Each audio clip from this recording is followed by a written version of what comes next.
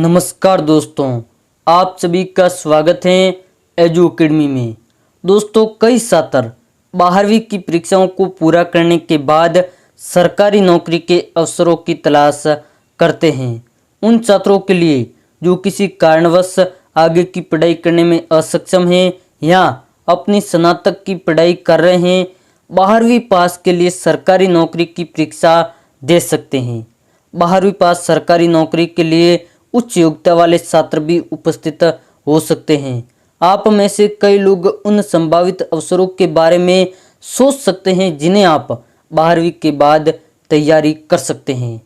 इस वीडियो में हम आपको 12वीं के बाद की सरकारी नौकरियों के बारे में सभी जानकारी प्रदान करेंगे। तो चलिए आज के वीडियो शुरू करते हैं। सबसे पहले नंबर पर हमारा होगा एसएससी सीएसएल कर्मचारी चयन आयोग विभिन्न एसएससी विभागों में लोअर डिविजनल क्लर्क यानी LDC, data entry operator, postal assistant, sorting assistant और कोर्ट क्लर्क की भर्ती के लिए एसएससी यानी कंबाइंड हायर सेकेंडरी लेवल की परीक्षा आयोजित करता है। तो दोस्तों चलिए अब हम आपको बताते हैं एसएससी सीएसएल की चयन प्रक्रिया। तो दोस्तों ये एग्जाम 3 चरणों में होता है।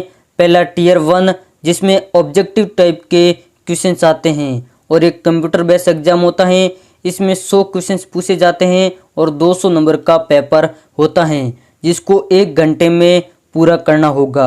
टीयर 2 में डिस्क्रिप्टिव पेपर होगा और इसमें हिंदी और इंग्लिश दोनों भाषा में आप दे सकते हैं। और टीयर 3 में स्किल टेस्ट या फिर टाइपिंग टेस्ट होगा। दोस्तों 2 नंबर पर होगा एसएससी स्टेनोग्राफर।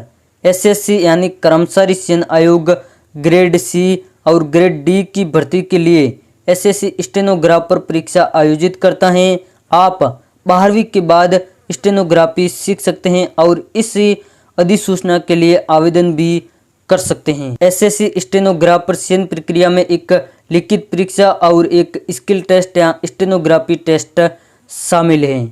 दोस्तों 3 नंबर पर एसएससी एमटीएस का नंबर आएगा। एसएससी एमटीएस यानी मल्टीटास्किंग स्टाफ की भर्ती आमतौर पर 10वीं पास के लिए की जाती है, लेकिन शैक्षणिक योग्यता के रूप में 12वीं पास उम्मीदवार भी आवेदन कर सकते हैं। यदि आप कुछ वर्षों में अच्छे प्रसारक विकास के साथ मल्टीटास्किंग स्टाफ के रूप में काम करने के इच्छुक हैं तो आपको परीक्षा के लिए उपस्थित होना होगा। दोस्तों इसकी चयन प्रक्रिया के बारे में चर्चा करें तो एसएससी एमटीएस में चयन के लिए आपको 2 पेपरों के लिए उपस्थित होना होगा, पेपर 1 और पेपर 2, जिसके बाद डॉक्यूमेंट सत्यापन होगा और आपका चयन अगर होता है तो आपकी ज्वाइनिंग हो जाएगी। 4 नंबर पर एसएससी सिलेक्शन पोस्ट परीक्षा का नंबर आएगा। एसएससी सिलेक्शन पोस्ट परीक्षा सभी क्षेत्रों के विभिन्न विभागों में उनकी शैक्षणिक योग्यता के अनुसार उम्मीदवारों की भर्ती के लिए आयोजित की जाती हैं। 12वीं पास उम्मीदवारों के लिए सैकड़ों पद भी एसएससी सिलेक्शन पोस्ट के तहत जारी किए गए हैं। आपको इसके लिए अपनी योग्यता के अनुसार पोस्ट की तलाश करनी चाहिए और वेतनमान पद के अनुसार बदलता रहता है। दोस्तों अगर इसकी चयन प्रक्रिया बताएं तो दस्तावेज सत्यापन के बाद एक ऑनलाइन परीक्षा आयोजित की जाती है और ऑनलाइन परीक्षा में अगर आप सफल होते हैं तो आपको ज्वाइनिंग मिल जाती है। 5 नंबर पर हमारी भर्ती आएगी, वो आएगी RRB NTPC railway recruitment board. Railway की नॉन टेक्निकल पॉपुलर कैटेगरीज के लिए परीक्षा आयोजित करता है जहां अंडर ग्रेजुएट भी आवेदन कर सकते हैं। पदों में जूनियर क्लर्क, कम टाइपिस्ट, अकाउंट क्लर्क, कम टाइपिस्ट आदि शामिल हैं। अंतिम अधिसूचना 2019 में जारी की गई थी जिसके लिए परीक्षा अभी तक आयोजित नहीं की गई है। दोस्तों अगर आरआरबी एनटीपीसी चयन प्रक्रिया की बात करें तो इसमें विभिन्न चरण होते हैं। प्रथम चरण में कंप्यूटर आधारित टेस्ट यानी सीबीटी होगा। दूसरे चरण में भी कंप्यूटर आधारित टेस्ट सीबीटी होगा। फिर टाइपिंग स्किल टेस्ट यानी कंप्यूटर आधारित एप्टीट्यूड टेस्ट जैसा जो लागू होगा वो होगा। उसके बाद डॉक्यूमेंट वेरिफिकेशन होगा और उसके बाद मेडिकल होगा। और अब हम 6 नंबर पर बात करें तो रेलवे ग्रुप डी भर्ती आएगी। रेलवे भर्ती बोर्ड आरआरबी लेवल 1 यानी ग्रुप डी की भर्ती जैसे ट्रैक मेंटेनर ग्रेड फोर्थ, विभिन्न तकनीकी विभागों जैसे यहाँ पर अलग अलग विभाग दिए हुए हैं, हेल्पर, असिस्टेंट, असिस्टेंट पॉइंट्समैन और लेवल 1 के पदों के लिए अन्य विभागों में भर्ती करता है। आरआरबी ग्रुप डी के लिए 2019 में कुल 1,03,769 रिक्तियों को जारी किया गया था। दोस्तों अगर रेलवे ग्रुप डी की चयन प्रक्रिया के बारे में बात करें तो यह 3 चरणों के रूप में होगा। कंप्यूटर आधारित टेस्ट यानी सीबीटी, उसके बाद फिजिकल, उसके बाद उसके बाद तो फिर वो डॉक्यूमेंट वेरिफिकेशन और मेडिकल होगा। 7 नंबर पर हमारी भर्ती आएगी, वो आएगी एसएससी जीडी कांस्टेबल यानी केंद्रीय सशस्त्र पुलिस बलों में कांस्टेबल, असम राइफल्स में एनआईए, एसएसएफ और राइफलमैन के रूप में कई पदों के लिए योग्य उम्मीदवारों के चयन के लिए कर्मचारी चयन आयोग यानी एसएससी जीडी कांस्टेबल परीक्षा आयोजित करता है। अगर इसकी चयन प्रक्रिया की बात करें तो फिजिकल टेस्ट, लिखित परीक्षा और मेडिकल फिटनेस टेस्ट के आधार पर किया जाएगा। दोस्तों 8 नंबर पर एनडीए परीक्षा आएगी।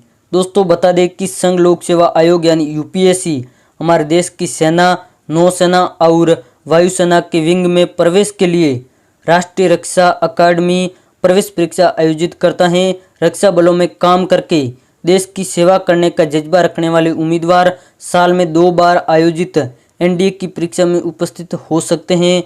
आपको यह सुनिश्चित करने की आवश्यकता है कि आपके पास पदों के लिए आवश्यक फिजिकल फिटनेस और चिकित्सा फिटनेस जरूरी है। 9 नंबर पर आप पुलिस कांस्टेबल परीक्षा को भी देख सकते हैं। विभिन्न पुलिस कांस्टेबल परीक्षाएं जैसे कि UP police, Delhi police, AP police, Rajasthan police, Bihar police परीक्षा आदि हर साल आयोजित की जाती हैं। कांस्टेबलों के रूप में काम करने के इच्छुक उम्मीदवार दिए गए जी दोस्तों यहाँ पर अलग अलग मानदंड दिए जाते हैं, उनके अनुसार आप भर्तियों में आवेदन भी कर सकते हैं। दोस्तों 10 और अंतिम नंबर पर हमारी भर्ती होगी, वो होगी स्टेट लेवल एसएससी। दोस्तों आपको बता दें कि विभिन्न राज्य अपने एसएससी विभागों जैसे एचएसएससी, यूकेएचएससी, बीएचएससी आदि की भर्ती के लिए अधिसूचना जारी करते हैं। उच्च न्यायालय नियमित आधार पर स्टेनोग्राफर, क्लर्क आदि के लिए अधिसूचना भी जारी करते हैं। आपको नवीनतम सूचनाओं के साथ खुद को अपडेट रखना होगा और आपके लिए उपयुक्त आवेदन करना होगा। जी हाँ दोस्तों, जो भी आपको उपयोग लगे उसमें आपको आवेदन करना होगा। तो दोस्तों ये थी टॉप 10 12th पास सरकारी नौकरियां जो कि मैंने आपके साथ शेयर की। ऐसे ही वीडियो प्राप्त करने के लिए आप एजू एकेडमी के साथ बने रहे और चैनल को सब्सक्राइब जरूर करें। धन्यवाद।